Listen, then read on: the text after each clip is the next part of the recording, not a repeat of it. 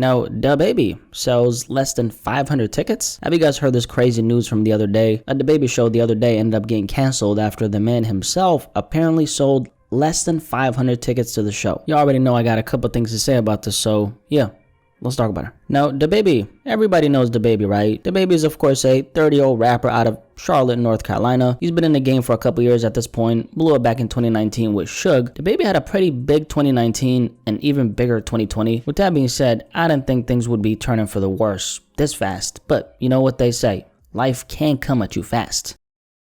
So the other day, a DaBaby show that was going to be held out in New Orleans ended up getting canceled. So what ended up happening was the promoters for this DaBaby show ended up canceling it due to insufficient ticket sales. I want to check out this article from NOLA.com who broke the story. This is what it says. DaBaby's New Orleans concert canceled. Ticket sales were slow, business reasons cited. Promoters hope to stage a revamped show. DaBaby's booking agent blames cancellation on breach of contract. So regarding that, by the way, after this news broke, the booking agency that serves as the rep for DaBaby came out and claimed that the reason why the show isn't happening is because they pulled out. And the reason why they pulled out, because allegedly the promoters didn't follow through on what they promised on the contract they signed. We'll get to that in a second though, but continuing with the article, a concert by controversial rapper DaBaby scheduled for Friday, September 2nd at the Smoothie King Center in New Orleans has been canceled. The concert's promoters say they're working on putting together a replacement show on a new date, possibly at a different venue, with a beefed up talent roster that will likely still include DaBaby.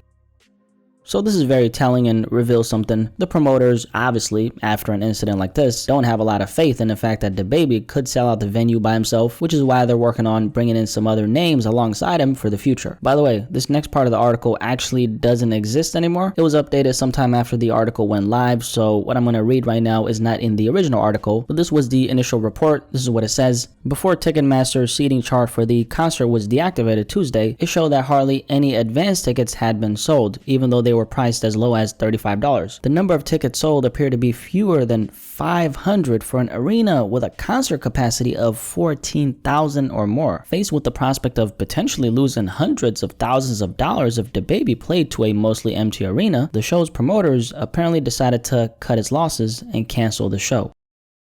So as you could hear, DaBaby apparently sold less than 500 tickets for an arena that has the capacity of 14,000 or more. Like I touched on earlier, his rep after the news broke responded by saying that the only reason why we pulled out of the show is because there was a breach of contract. Could that be the case? Absolutely could, but I don't personally think that's why they pulled out. Had that been the case, they would have obviously stated that this news of DaBaby only selling 500 or less tickets, right, is completely false, but they didn't do that. Also, DaBaby himself ended up responding as well, but all he did was post a gif of him sipping on a little bit of agua, looking amused. So no mention of the ticket sales. I think that in itself is a response. Knowing DaBaby, if this was all cap, best believe that he would have posted the receipts. What can I say though, man? Less than 500 tickets for DaBaby. Very underwhelming. How many cancellations has this man went through now again? I mean, they gotta put DaBaby in some kind of Guinness record list, at least at this point. DaBaby has gotten canceled, came back, rinse and repeat more times than I can count. Take the whole Rolling Loud comments as an example. That whole controversy had a strong negative effect on his career and his pockets. Not only was he dropped from a handful of festivals back to back to back to back to back to back, he also lost out on that partnership opportunity with that clothing company from the UK. One of the biggest pop stars in the world,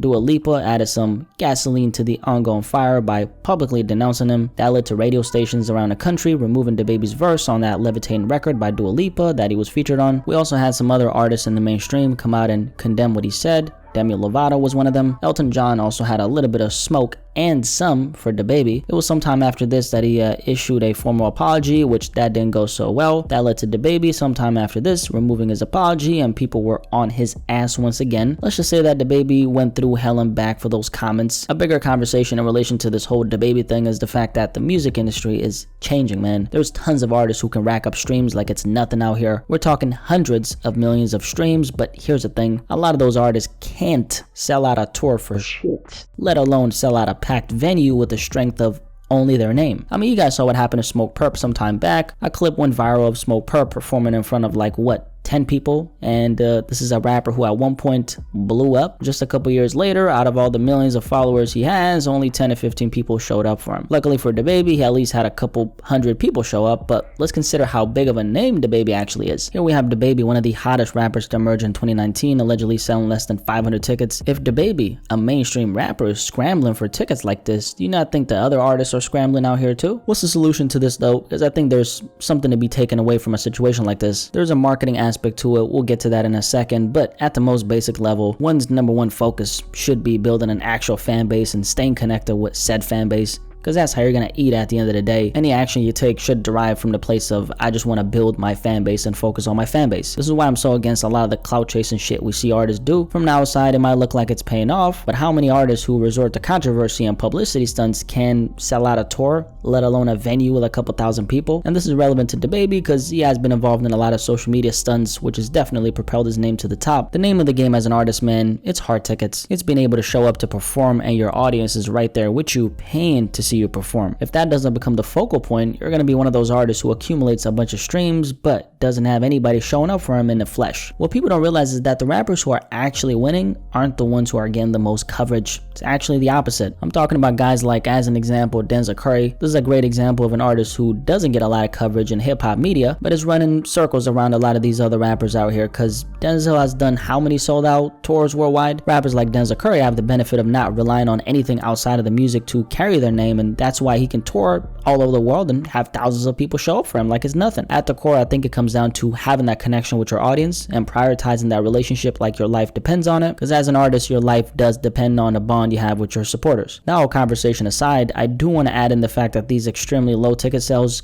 could simply be as a result of lack of promotion for this New Orleans show, because I don't know if DaBaby himself promoted it. Also, it doesn't seem like the promoters themselves did a good job at adequately marketing this performance around the city, because if DaBaby is out here selling less than 500 ticks, something is clearly wrong. I think DaBaby could have probably pulled in at least a couple thousand had the show been properly promoted. Also, the way I look at it is, if this was a show in, let's say, Los Angeles, Miami, or New York, this would have never happened. In that case, if not sold out, at least a couple thousand people would have showed up. With that being the case though, I don't know about you, but I think DaBaby, with the strength of his name, should be able to pull a solid audience in most cities, especially NOLA. This whole thing actually highlights a very important aspect of the game. The days of you coasting off of how hot you are, those days I believe are over. I mean, the fact that DaBaby sold merely 500 ticks, that should tell you everything you need to know. But yeah, DaBaby sells less than 500 tickets. Any thoughts on this? I bet you might have a thing or two to say about it. Like we covered, a DaBaby show recently ended up getting canceled due to insufficient ticket sales. Any thoughts on this? Definitely let me know in the comment section below. Like this video, like this video, like